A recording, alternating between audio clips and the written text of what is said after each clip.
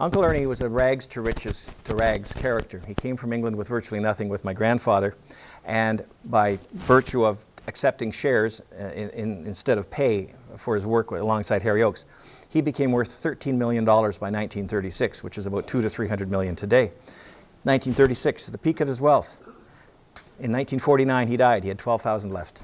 We're telling people about my latest book, Ernie's Gold. It's a story about my great-uncle, Ernie Martin, who discovered gold alongside Harry Oakes and became a very wealthy man as a result, and ultimately had estates and mansions all over the place.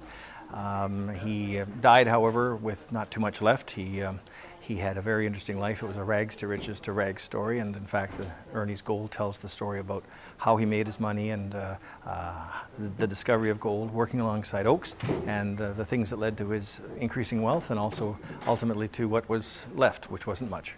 Well, I'd heard about Uncle Ernie when I was a young boy. My family would talk about Uncle Ernie, and I knew that he had been quite wealthy, and I understood that something to do with gold mining. I didn't know how wealthy until I started digging through some materials my father had gathered and researched, and discovered his connection with Harry Oakes, who was a giant in mining in Canada. And it's a very interesting story. They discovered the gold that became the richest mine in Canadian history.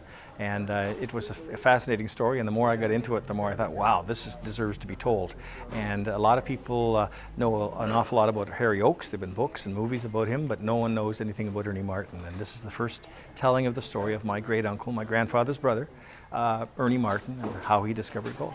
Ernie's Gold, A Prospector's Tale, is available online through General Store Publishing House. It's available at Chapters Indigo online. It's available at major bookstores. And if anyone just Googles Ernie's Gold, they can read about the story, and they can read about where they can acquire the book.